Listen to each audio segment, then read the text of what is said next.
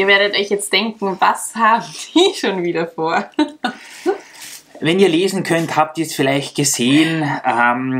Wir machen ja normalerweise immer Videos, wo wir uns freuen, wo wir dem Thema Lego ja, Aufmerksamkeit schenken und das Ganze immer im positiven Sinn. Jetzt haben wir mal ein kleines Video, wo wir leider unser Leid klagen müssen. Oder was heißt hier Leid? Ja, wir lernen daraus. Oh ja. Wir haben jetzt hier, ihr könnt es glaube ich gar nicht sehen, weil die Kamera ein bisschen zu hoch eingestellt ist. Aber wir haben hier eine ganze Menge in unseren Augen, ja, mehr oder weniger Schrott. Und ihr habt Rita hält ein paar Sachen in die Kamera, dann seht ihr, was das Ganze soll. Wir kaufen normalerweise immer sehr gerne Lego-Konvolute auf den Kleinanzeigen. In Österreich heißt das Ganze Willhaben. Dann gibt es auch diverse andere Marktplätze und Tauschbörsen, wo man relativ günstig an Steine kommt. Also wir haben da wirklich, wenn ihr diverse Videos von uns schon angeschaut habt, gute Schnäppchen gemacht. Da haben wir teilweise weit unter 10 Euro pro Kilo Lego bezahlt und da haben wir uns so dann mehr oder weniger viele Bauteile unserer Lego-Stadt und auch von Mox ja, damit auch ermöglichen können. Denn eine neue direkt bei Lego gekauft hätten wir sicher das ein oder andere Teil nicht.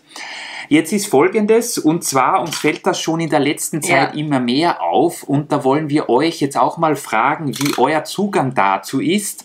Und zwar, ihr wisst, man sieht eine gute Auktion auf eBay oder man sieht auf den Kleinanzeigen ein schönes Set, ein Konvolut. Es sieht alles sehr gut aus, säckeweise Lego.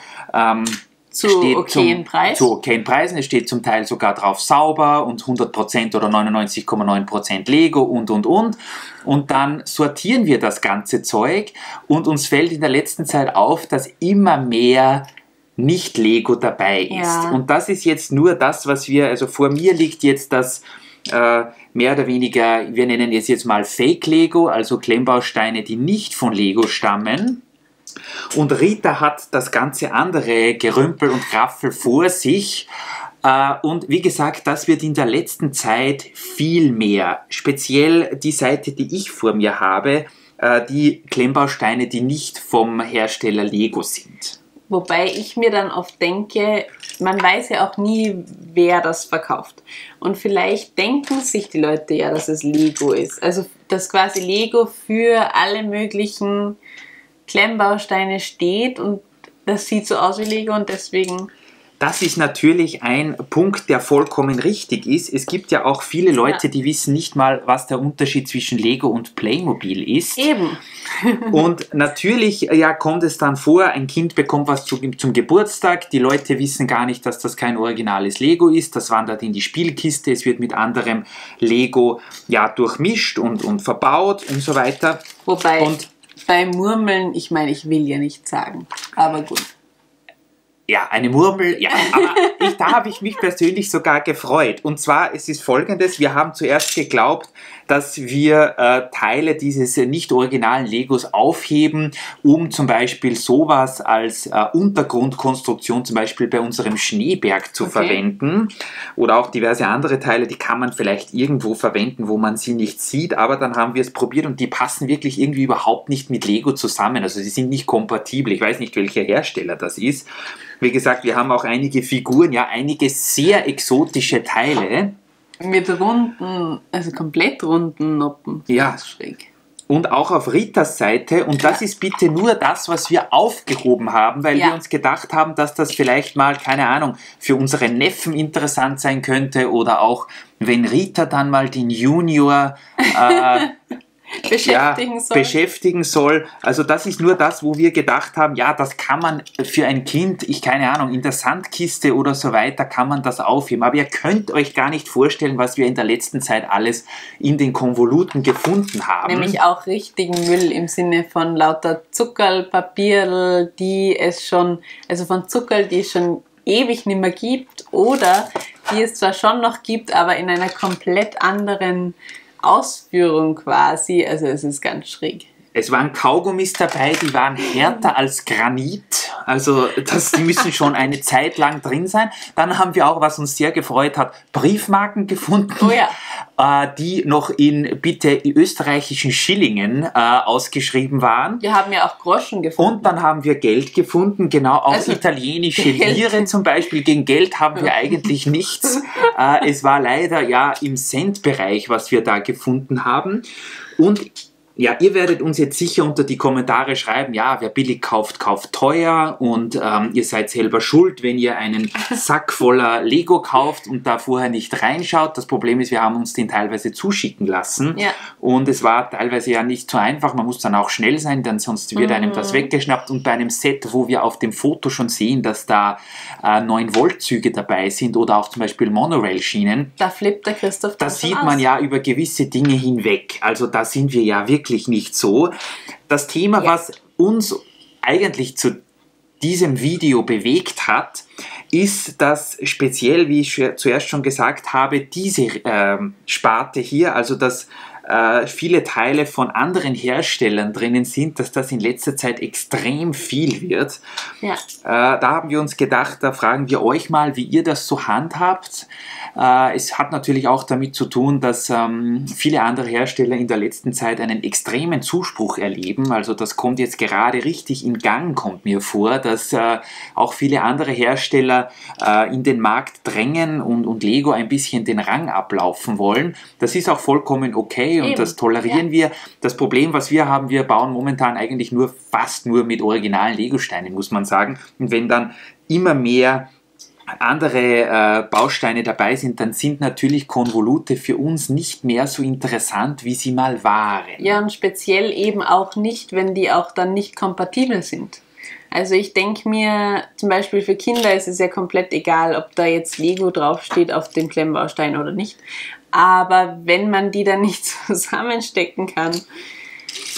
Ja, wir haben das Set jetzt hier, was vor mir liegt, mal aufgehoben, um euch zu zeigen, was da in letzter Zeit alles drinnen war. Also die werden wir vielleicht auch weiterhin aufheben, auch wenn wir sie nicht in die Stadt geben. Ja, also wir haben natürlich zum Beispiel letztes Wochenende gerade zusammen mit deinem Bruder, der hat uns ein tolles Konvolut aus Lego-Platten vom Flohmarkt mitgebracht. Wirklich so ein Sack Lego mit Fliesen, mit Platten, mit sogar einer Figur dabei um 10 €. Ja.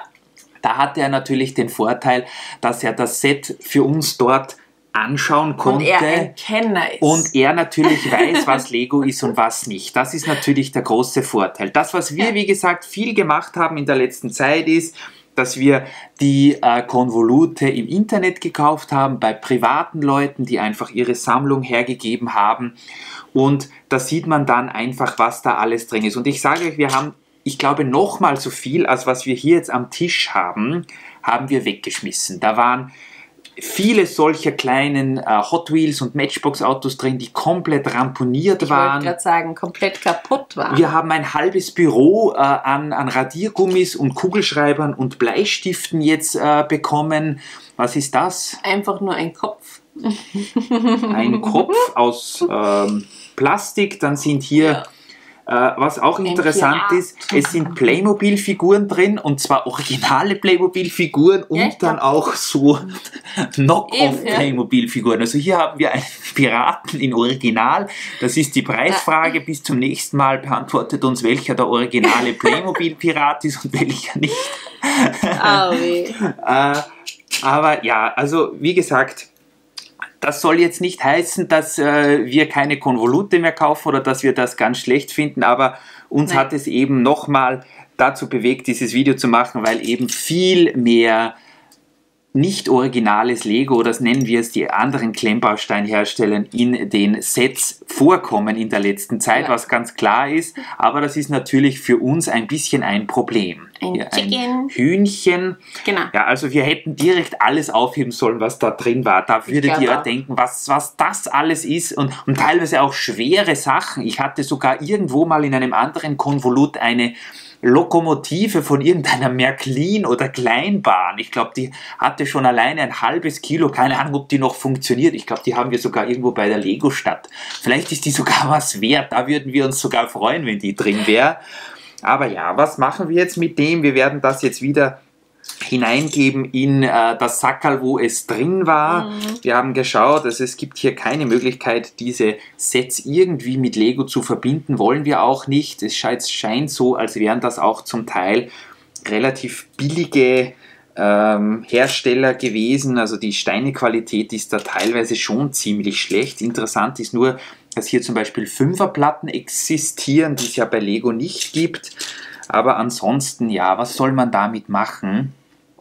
Also von uns auch nur, seid gewarnt oder denkt daran, wenn ihr ein Konvolut kauft, wo man auf dem Foto nicht genau sieht, welche Teile drinnen sind, dann rechnet damit, dass da sehr viel anderes Zeug auch drinnen sein wird. Ja, ich wollte gerade sagen, da würde sich das Frühaufstehen doch mal auszahlen, so wie es mein Bruder gemacht hat, dass man auch wirklich persönlich hingeht und persönlich auf den Flohmärkten durchschaut. Bloß am Wochenende sind wir leider immer ein bisschen zu faul für sowas.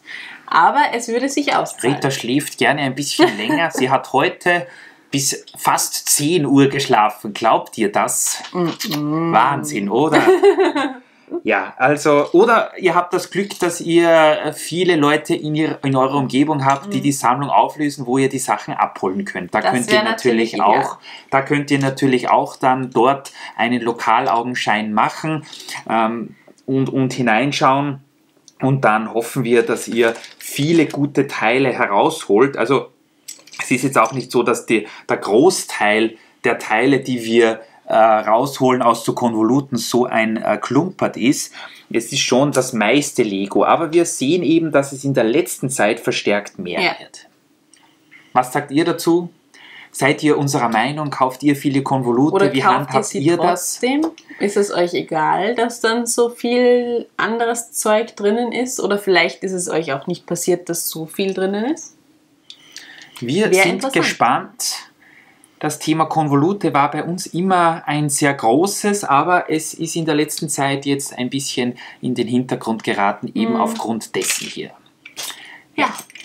Tut uns leid, dass wir heute mal ein bisschen ein negativeres Thema auf den Tisch gebracht haben, aber es war uns ein Anliegen, euch das zu zeigen.